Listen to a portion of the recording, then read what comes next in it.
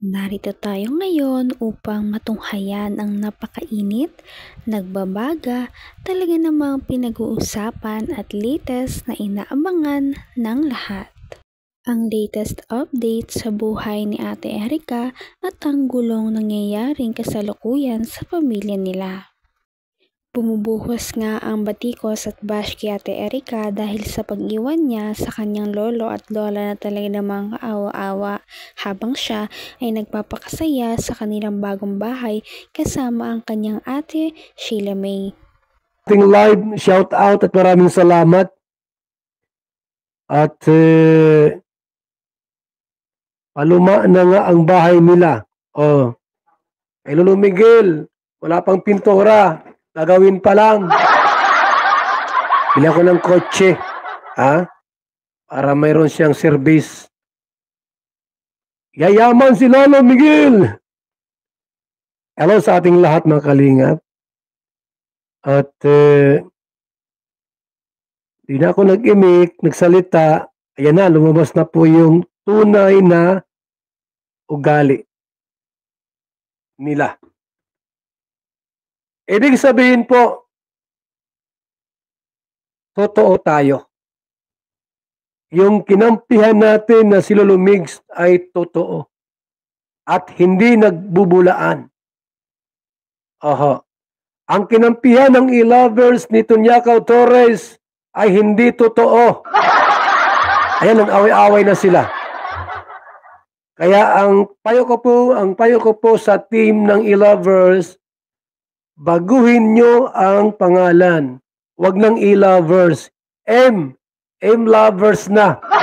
Miguel lovers. Yan ha. At para po magkasama-sama tayo.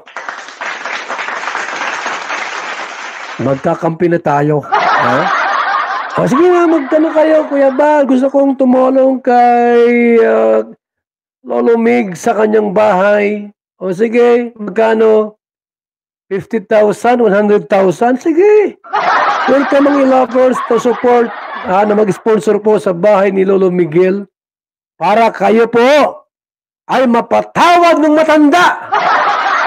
Ang naman yung sinabi sa matanda noon kayo po ay magkasama-sama pa kayo? Ang dami yung sinabi na hindi maganda kay Lolo Miguel.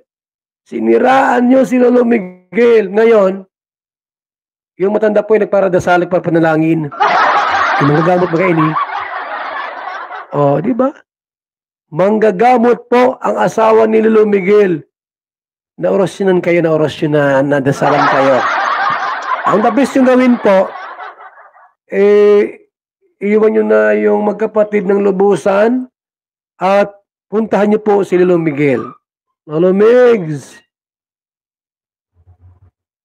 Sinasabi nga na ang biktima talaga dito ay hindi si Erika dahil ang biktima ay ang kanyang lolo at lola na talaga namang siniraan doong nakaraan dahil mukha daw itong mga pera at uhaw sa yaman ni Erika. Kaya naman marami na ngayon ang kumakampi sa kanyang lolo noong nalaman na nila ang sitwasyon nito. Nadasalan kayo. Ang the best yung gawin po, iiwan nyo na yung magkapatid ng lubusan at puntahan nyo po si Lolo Miguel. Lolo Migs! Pasensya na po sa mga sinasabi ko dati. Napatunayan ko na ikaw pala ang totoo, hindi yung magkapatid. Ganon. At magsimulang tumulong kay Lolo Miguel at sa kanyang mga pamangkin. Ayan po. Yung mga pamangkin ni Lolo Miguel, doon nakatira. Mga ano yan, pinsan ni Erika at Mian. Dahil kinukup nila. Yung dalawang pamangking dalagita, kinukup nila mga kalingap ni Lolo Miguel. Okay, yung bahay po nila ngayon, 2 kwarto. 2 kwarto doon sa pamangkin niyang inampon. Di ba? Ganun siya tumingin sa kanyang mga apo at mga pamangkin. si Lolo Miguel. Apo na pala niya itong dalawang nasa kanya. Kinupkup niya po, tulad nila May at Erica. Kinupkup niya. Sapagkat si Lolo Miguel po ay mayroong mabuting puso at mapagmahal sa kanyang mga apo at kamag-anak. Anong ginawa ninyo? Wala kayong ginawang mabuting bagay sa kanya. Ituloy, kinarma kayo. Ang payo ko sa inyo ay lumapit kay Lolo Miguel at humingi ng sorry. Yun lang. Humingi ng tawad. Para yung karma po, digital karma ay matigil po sa inyo. Maraming salamat po sa ating lahat mga kalingap. Ako muna po ay pangsamantalang magpapaalam sa ating pong live ngayong gabi. Dahil wala nang nagpalipad. Thank you so much. Mabuhay po. God bless mga kalingap. Babay muna sa ating lahat. Salamat po sa mga nakatune in sa ating. Kahit marami na nga ang galit kay Erica, ay talaga namang advice ni Kalingap Val Santos Matubang na sana ay lumapit na siya sa kanyang lolo at humingi ng tawad sa kanyang mga nagawa.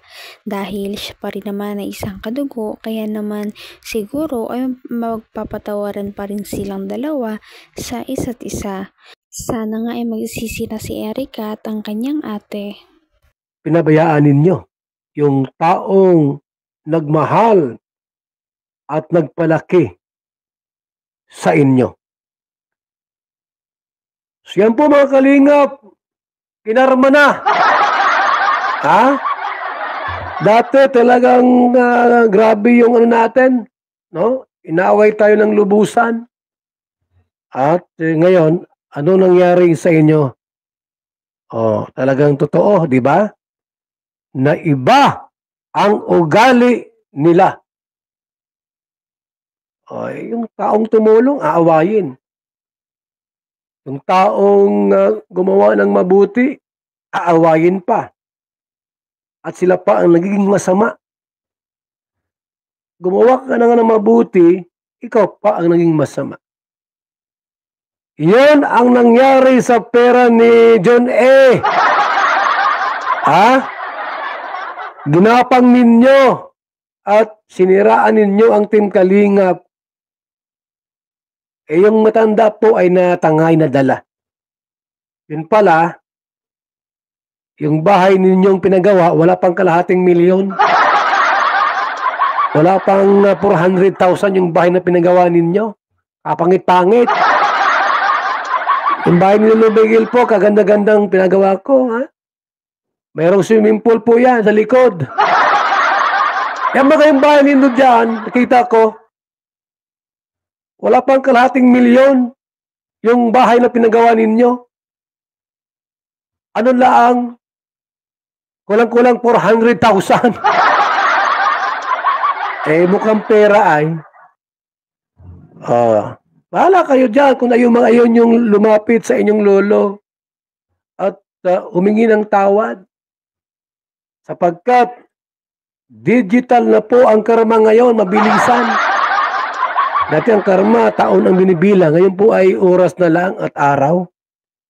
So, ang aking payo po sa inyong magkapatid ay lumapit kay Lolo Migs at humingi ng tawad sa inyong ginawa sa kanya. Para yung karma po, matigil na. Yung karma'y matigil na. Ay shout out po sa ating lahat. Magandang umaga, tanghali at gabi. Sa mga Grabe talaga ang mga revelasyong nalaman natin sa video na ito. Ano na kaya ang mangyayari sa pamilya ni Ate Erica? At hanggang dito na lamang muna magtatapos ang ating napakainit, nagbabaga at pinaka-inaabangan na latest issue ni Ate Erica. At yan ay pagpapatuloy natin sa ating mga susunod na video. Hanggang sa muli, maraming salamat sa panonood. Bye!